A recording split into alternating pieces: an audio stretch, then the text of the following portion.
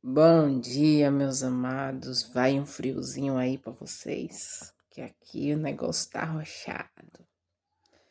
Vamos lá, vamos estudar hoje uma parte do capítulo 8, do verso 1 até o verso 25. E aqui ainda continuando, né, a respeito da morte de Estevão. No comecinho do capítulo 8 fala assim: Saulo consentiu na morte dele. Eu sei que a história de Saulo, que mudou para Paulo, é muito conhecida, né? Mas nós vamos chegar lá, na história de Paulo. Por enquanto, aqui é ressaltado acerca de Saulo, em como ele consentiu com a morte de Estevão.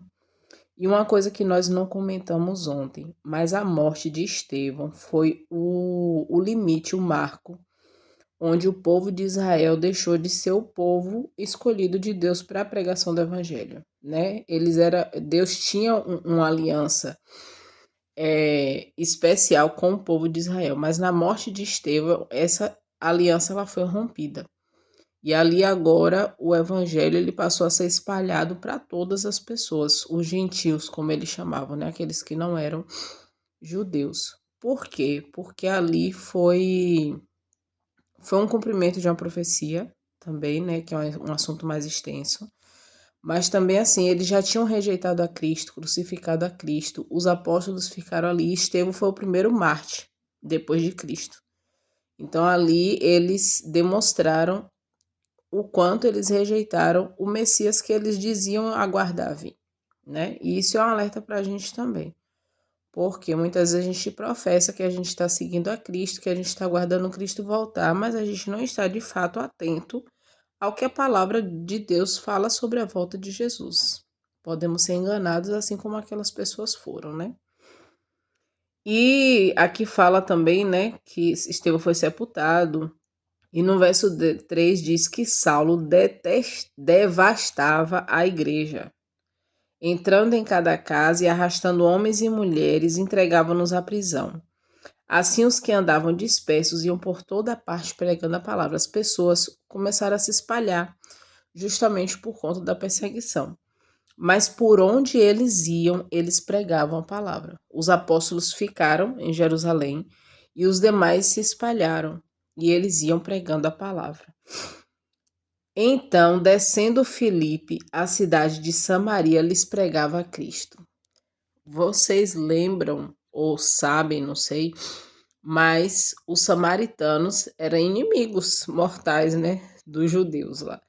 Então eles não aceitavam, tanto é que eles ficaram surpresos quando Jesus fez questão de passar por Samaria e encontrou aquela mulher no poço, né? E a mulher também estranhou, Jesus está falando com ela, uma mulher e ainda mais samaritana.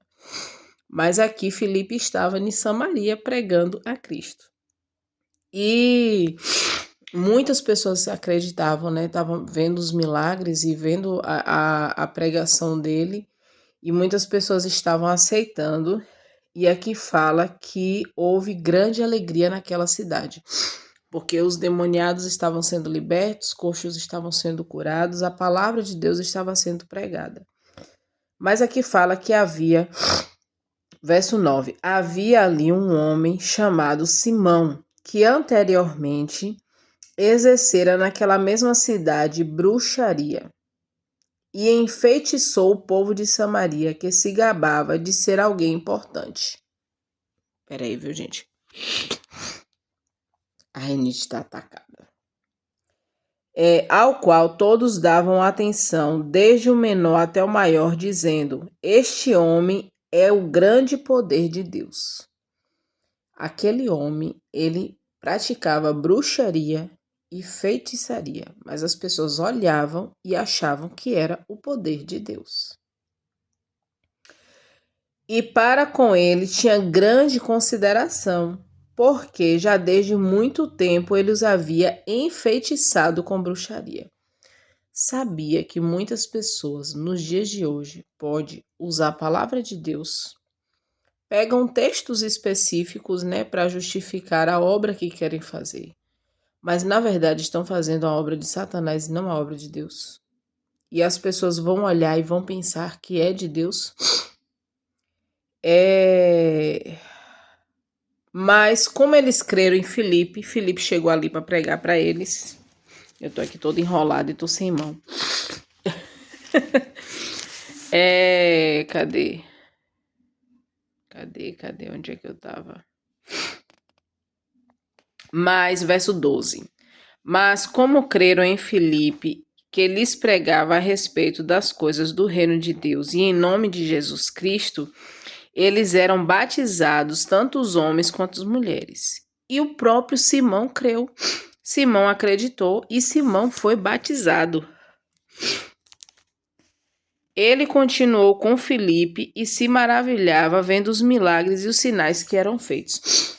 Aquele homem que praticava bruxaria, feitiçaria, quando ele ouviu a mensagem dos discípulos, ele acreditou, ele se batizou e ele ficou maravilhado com os milagres. Mas será que ele de fato foi convertido?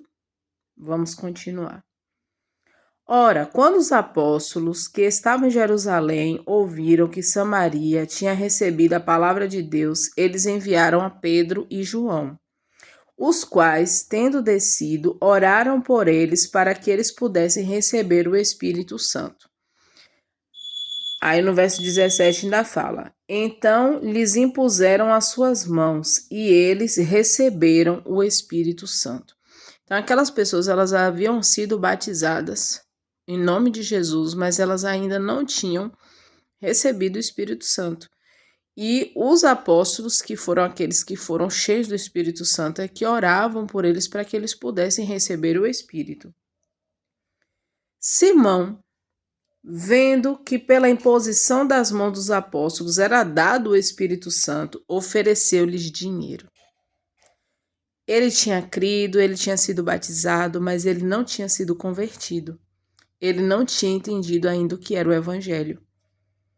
E dizendo: dai-me também este poder, para que aquele sobre quem eu impuser as mãos possa receber o Espírito Santo. Ou seja, o que se dá a entender aqui da linha de raciocínio deles? Se eu der dinheiro para eles, eles vão me dar o Espírito Santo e eu vou poder cobrar das pessoas para impor a mão e dar o Espírito Santo para elas e ganhar dinheiro. Isso é comum nos nossos dias, gente? Faz sentido para vocês? Vocês veem as pessoas vendendo as bênçãos e os benefícios de Deus por aí?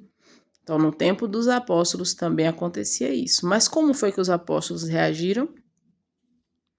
Mas Pedro lhe disse: o teu dinheiro pereça contigo, porque pensastes que o dom de Deus se compra com dinheiro.